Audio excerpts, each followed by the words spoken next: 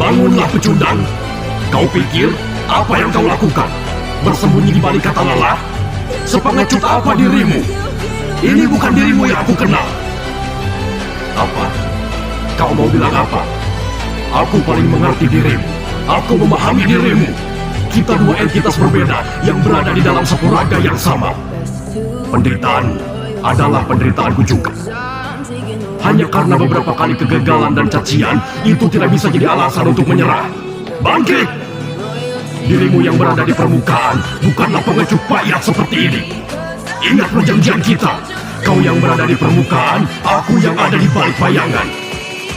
Jadi, bangunlah! Ingat, kita akan tertawa bersama di puncak kesuksesan.